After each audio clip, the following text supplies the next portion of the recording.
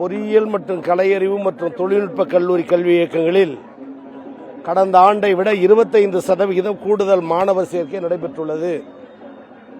2.5 லட்சத்தை தாண்டிய பொறியியல் படிப்பு பட்டதாரிகளுடைய எண்ணிக்கை இந்த ஆண்டு 3.5 லட்சத்தை தாண்டி இருப்பதற்கு புள்ளி விவரங்கள் உள்ளன. கலை அறிவியல் கல்லூரிகளில் 15 புதிய கல்லூரிகளை துவக்கியிருக்கிறோம்.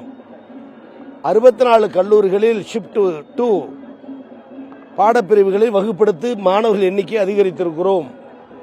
பாலிடெக்னிக்கல் தொழில்நுட்ப கல்லூரி கல்வி இயக்கத்தில் 7 புதிய பாடப்பிரிவுகளை அறிமுகப்படுத்துவதன் மூலம் மாணவர்கள் எண்ணிக்கை உயர்ந்திருக்கிறது. புதுமை பெண் திட்டத்தில், தமிழ் புதுமை திட்டத்தில் மாணவர்களுக்கு ஊக்க பரிசை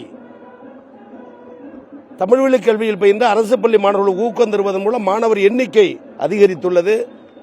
எனவே எல்லா நிலையிலும் உயர்கல்வியை உயர்ந்த இடத்தில் உயர்த்திச் செல்வதற்கு முதலமைச்சர், துணை முதலமைச்சர் உயர்கல்வித்துறைக்கு ஆக்கம் ஊக்கம் தருகிற காரணத்தால் ஏற்பட்ட வளர்ச்சி இது.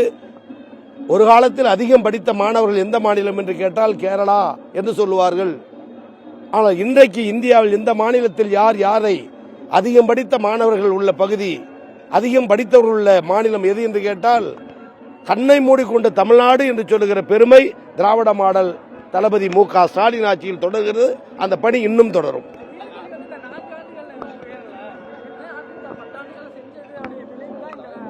அவர்கள் சொல்லுவது பொய் பிரச்சாரம் என்பதற்கு அடையாளம் கடந்த ஆண்டுகளில் மாணவர் சேர்க்கையினுடைய எண்ணிக்கை எவ்வளவு, இடைநிற்றல் எவ்வளவு, கடந்த 4 ஆண்டுகளில் நாங்கள் எடுத்துக்கொண்டதனுடைய வளர்ச்சி எவ்வளவு, இடைநிற்றல் எவ்வளவு, புதிய பாடப்பிரிவுகள் எவ்வளவு, மாணவர் எண்ணிக்கை எவ்வளவு என்பதை எண்ணி பார்த்தால் கணக்கு தெரியும். மற்றொன்று, கடந்த காலங்களில் உயர்கல்வித்துறைக்கு ஒதுக்கப்பட்ட நிதி எவ்வளவு என்பதையும் புரியும்.